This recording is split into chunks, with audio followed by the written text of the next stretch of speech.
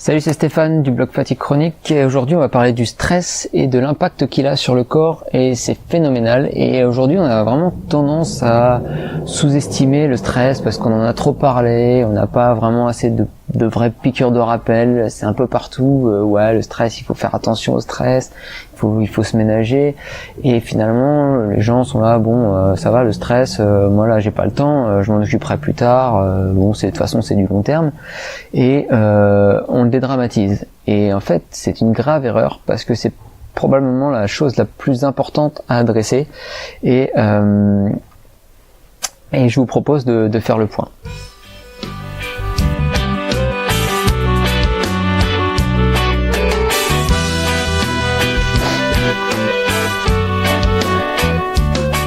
Alors bien sûr, le stress ponctuel est une chose très bénéfique. On a un flux d'adrénaline, de noradrénaline et de cortisol qui arrive, qui nous donne plein d'énergie et on peut, comme nos ancêtres le faisaient, réagir à un danger. On a un lion, on peut soit combattre, soit fuir. Voilà, on a plein d'énergie. C'est le mécanisme du stress de base. On part chasser, on a un peu peur parce que c'est un mammouth. Voilà, on a du stress, on a de l'énergie. Ça marche. Le problème c'est que cette réponse qui nous donne beaucoup d'énergie, elle n'a pas évolué alors que la source de stress, elle, a évolué. Aujourd'hui, on a plutôt comme source de stress, au lieu d'avoir un lion, on va plutôt avoir peur d'être en retard au travail, on va avoir peur de se faire gronder par le patron, etc. Et là, on n'a pas besoin d'un afflux d'énergie pour courir ou pour combattre, et pourtant la réponse hormonale, c'est celle-là. Alors, bon, le stress ponctuel est une bonne chose, mais le gros problème, c'est que on a tendance à avoir un stress dans notre société qui se répète et les épisodes se répètent et on s'installe dans un stress chronique. Donc il y a vraiment trois phases par rapport au stress. La première étant celle qu'on vient de voir, la fuite ou le combat, qui est une réponse aiguë.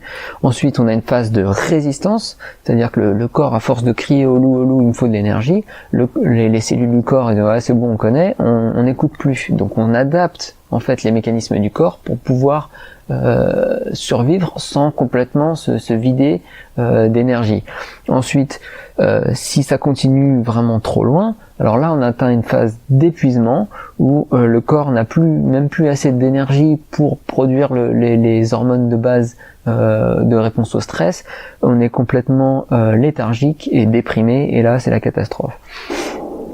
Alors, qu'est-ce qui se passe pendant le stress chronique? Parce que le stress aigu, on a vu, ça peut être très bénéfique, c'est pas le problème.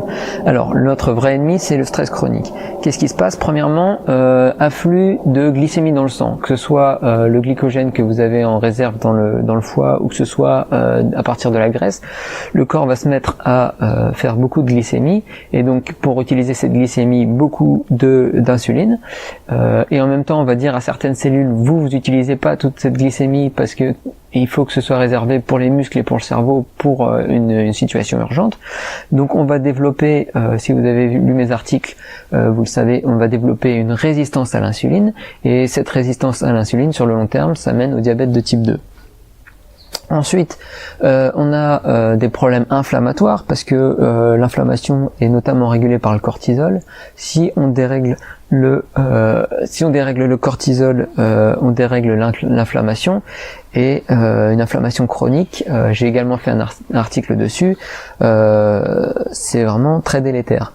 Alors ensuite, au niveau du système immunitaire, comme on a besoin d'énergie, on a besoin de mobiliser ses ressources, il y a certains mécanismes dont le système immunitaire qu'on va mettre en pause, c'est-à-dire que c'est pas important pour l'instant présent de combattre les virus et bactéries, donc on met tout ça en pause et on se concentre sur le lion, la fuite ou le combat. Le problème c'est que quand c'est chronique, mettre son système immunitaire en pause, ça peut être vraiment dangereux et là on devient vraiment susceptible à toutes les infections et aux virus. Alors ça a été montré dans une étude, ils ont pris 2 groupes de personnes, une pas stressée, une stressée, et ils ont vu que quand ils inoculaient un virus de rhume, les personnes non stressées réagissaient très bien, alors que les personnes stressées développaient des problèmes respiratoires, des problèmes de nez qui coule, etc. Ce qui se passe, c'est que dans le premier groupe, le système immunitaire réagit très bien, alors que dans le deuxième groupe, le système immunitaire s'emballe face au virus et provoque une inflammation, une réponse inflammatoire bien trop grande qui va vous poser des problèmes de respiration, de nez qui coule, etc. Donc c'est pas le virus qui va vous donner ces symptômes, c'est votre réponse inflammatoire, et notamment si elle est déréglée par le stress. Alors parmi les mécanismes qui se mettent en pause, on a également la digestion, qui n'est pas du tout importante quand on est face à un lion et qui est mis complètement de côté. Donc si vous avez un stress chronique, il n'est pas impossible que vous ayez des problèmes digestifs parce que c'est mis en pause. Alors chez les jeunes filles, c'est un cas un peu moins courant, mais chez certaines jeunes filles, en période de fort stress, des fois, elles montent jusqu'à 40 degrés, on montre une certaine hyperthermie, et à contrario, lorsqu'elles sont en stress plus chronique, elles ont un mécanisme de résistance qui lui est hypothermique, donc elles ont tout le temps froid. Et donc ce problème de température, c'est une bonne transition, parce que les personnes qui ont le cancer ont souvent froid, et en fait on a pu montrer, on a trouvé que en fait tous les symptômes du cancer sont les mêmes que le stress. Donc il y a une forte corrélation entre stress et cancer, et le stress d'ailleurs mène au cancer.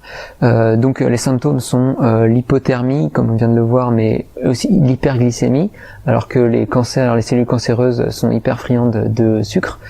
Un problème d'immunodépression et une inflammation déréglée.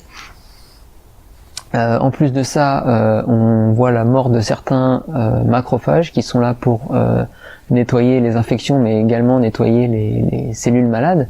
Et si les cellules malades sont pas nettoyées correctement, elles se développent, et elles peuvent se développer jusqu'à un cancer. Ensuite, on a des problèmes cardiovasculaires, parce que en période de stress, on a un rythme cardiaque et une pression artérielle qui s'élève pour avoir plein d'énergie, sauf que si c'est chronique, on sursollicite le système cardiovasculaire et on l'épuise. Donc on encourage les risques de maladies cardiovasculaires. Ensuite, on a trouvé également des liens avec les maladies dégénératives et les troubles mentaux, à savoir que le dérèglement du cortisol, et notamment au niveau du cerveau, provoque des problèmes de mémoire et est un facteur de risque pour la maladie d'Alzheimer. Et puis également, notamment pour la phase d'épuisement, mais pas que, on a montré un lien entre le stress et la dépression.